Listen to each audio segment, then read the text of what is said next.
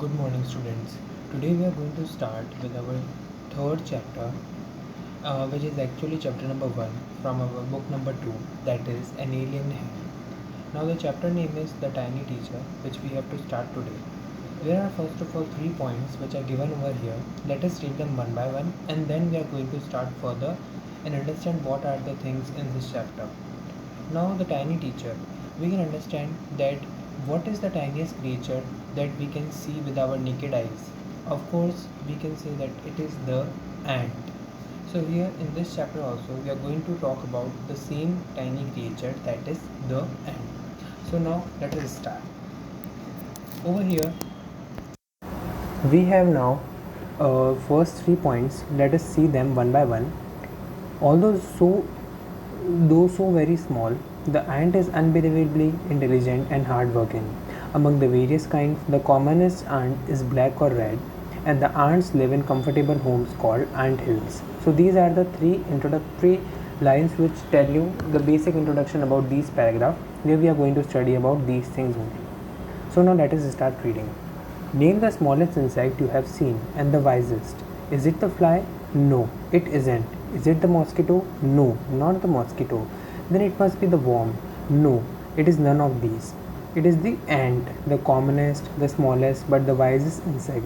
So, when we talk about various insects, we talk about the smallest as well as the wisest.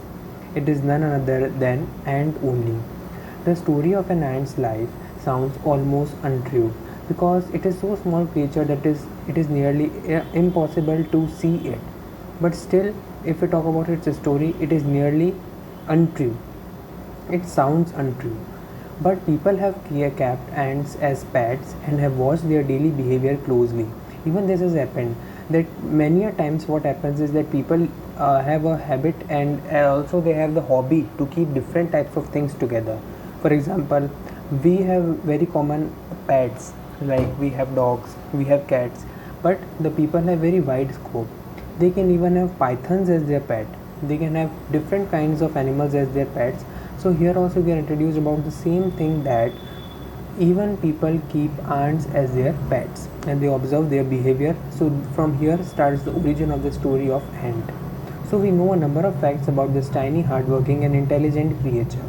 An ant uses its feelers or antennae to talk to one another ants by passing messages through them.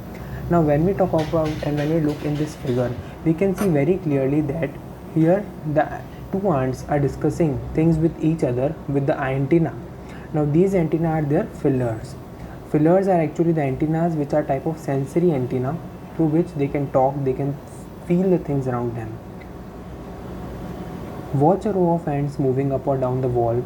Each ant greets all the others coming from the opposite direction by touching their feelers. So it is a thing of granting each another, like welcoming or saying hello to each another. It is like that. There are many kind of ants. The commonest among them are the black or red ones. We have seen that in our houses also. We have either black ants, we have red ants living around us. We have seen them since we were children, but haven't paid enough attention to them. Where do they live? In their comfortable homes called nest or ant hills. So now this is the home of ant. Ant lives in nest, ant nest, that is the ant hill. We have seen a type of till which has been made when ant lives somewhere. Whenever it burrows some soil and it lives inside it, so a hill is made. That is the ant hill. Each has hundreds of little rooms and passages, and in some of these rooms the queen ant lays the eggs. Again, there is the same thing. There is a queen ant which will lay the eggs. Others are nurseries for the young ones called grubs. So the baby of ant which has grown but it is still small is known as grub. Others, so along with that we have the story of workers. So now see, workers have reserved quarters and they spend most of their time searching for food. Some rooms serve as a storehouse for this food. Soldiers have separate barracks. So workers have their own room, soldiers have their barracks. No worker has ever tried to live in a soldier's house and no soldier has ever gone out searching for food. So the division of labor takes place, and different ants have different functions to perform, and they do not take each other's functions. No worker or soldier or cleaner has ever harmed a grub. So you see, an ant's life is very peaceful. Each does its share of work intelligently and bravely and never fights with other members of the group. So there is a division of labor and they also live peacefully. So this is the basic story of ant. Now there is one comprehension check which you have to do yourself. Let us see what the second thing says.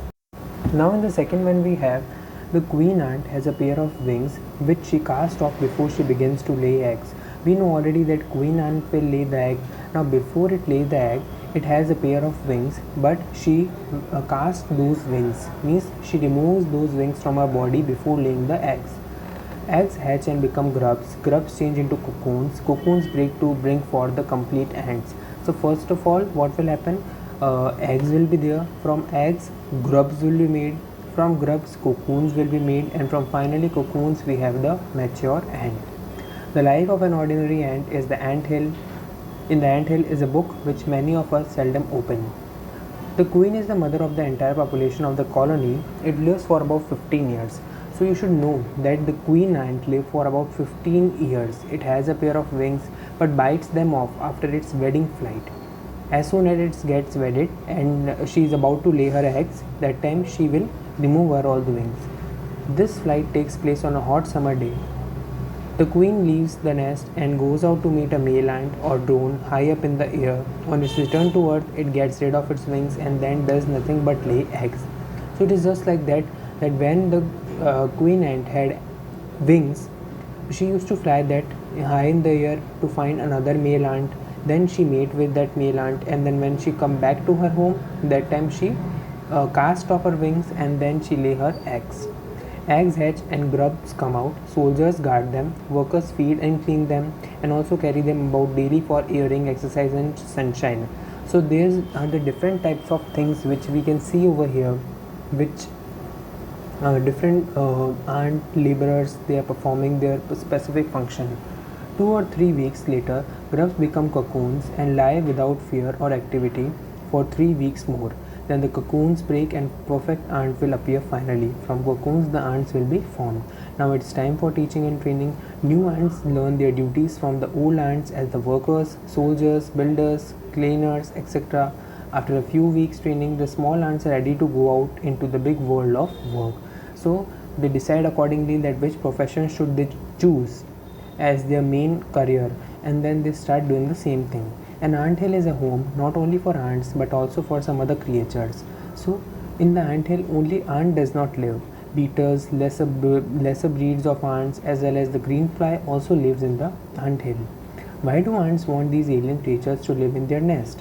For several reasons. Some give off a smell pleasant to ant senses, others give sweet juices, and some are just pets or playthings like cats and dogs to human beings. So some animals will give pleasant smell, some animal will give sweet juice to ants, and some animals will be just a thing to play.